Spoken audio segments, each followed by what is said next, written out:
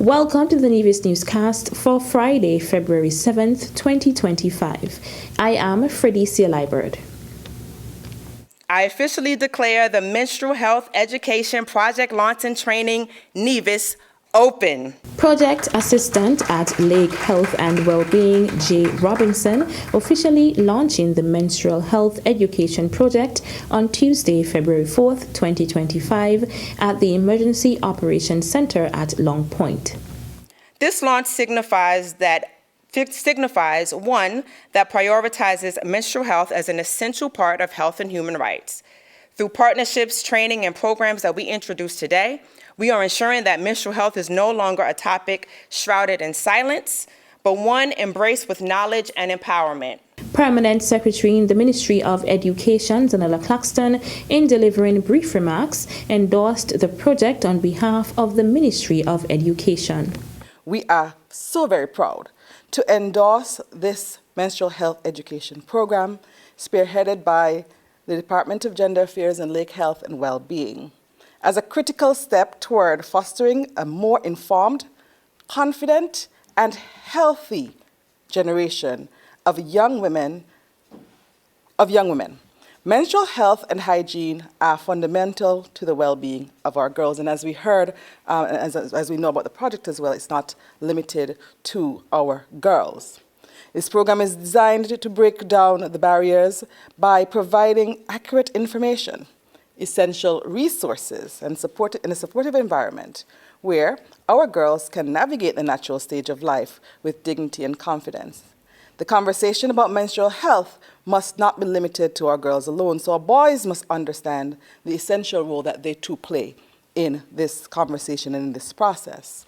Understanding menstrual health fosters empathy and reduces stigma, and it helps to create a school culture and a culture on our island as a whole, where no girl feels ashamed or embarrassed. By educating both our boys and our girls, we're cultivating a society that respects and supports natural processes of the human body, ensuring that menstrual health is seen not only as a private burden, but a shared responsibility. According to Director of the Department of Gender Affairs, Saros Hendrickson, the program consisted of 2 years of research among 14 schools on island.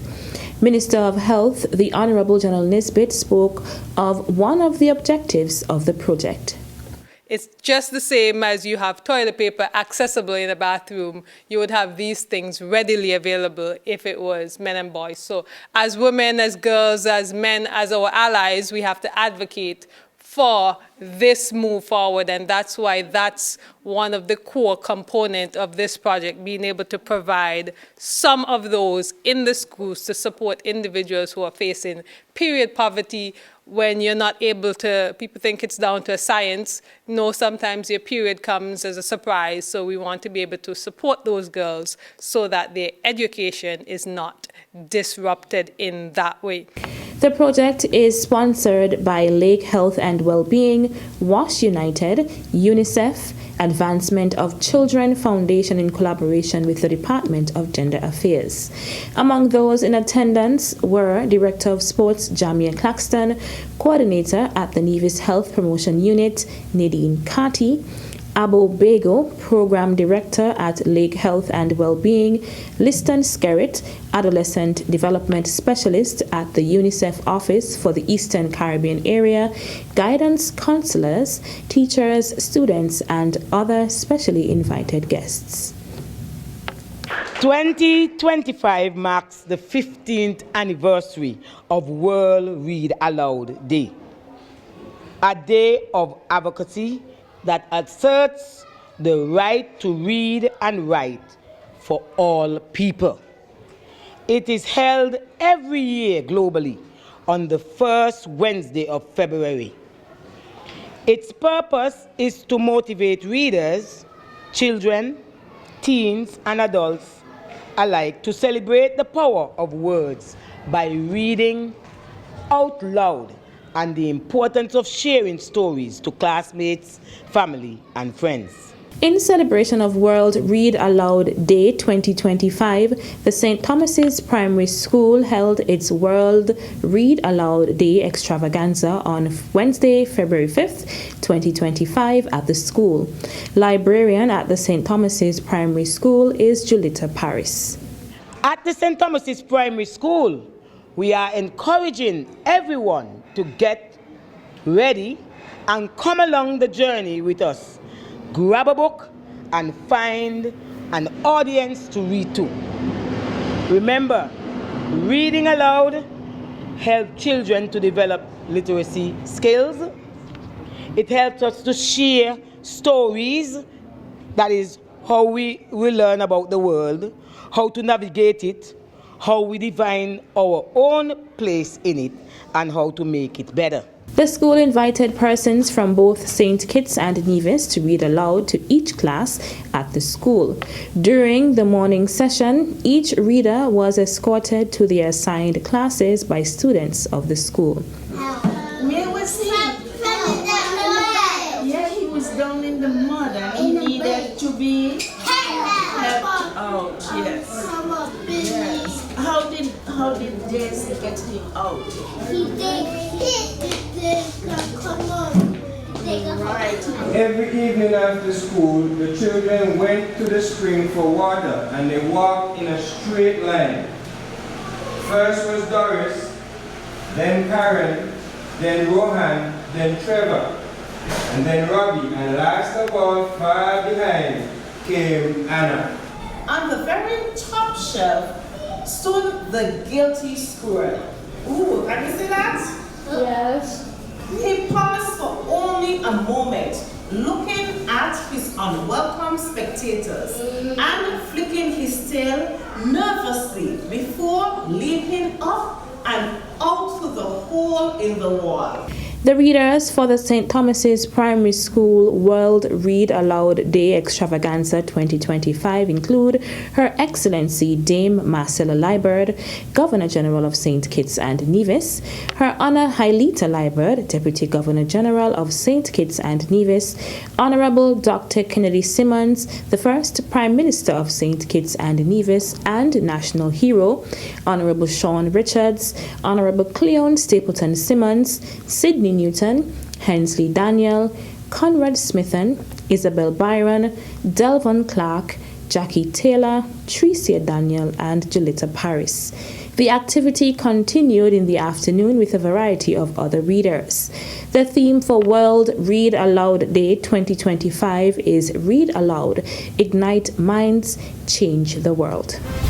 Still to come, consumers encouraged to report high prices during VAT relief days. The details right after this break.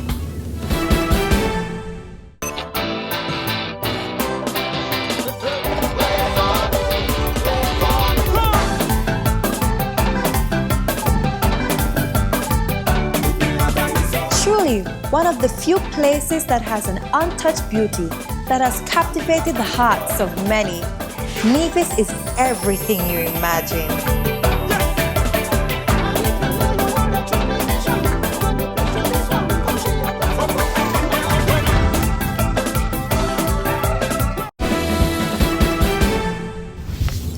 Welcome back.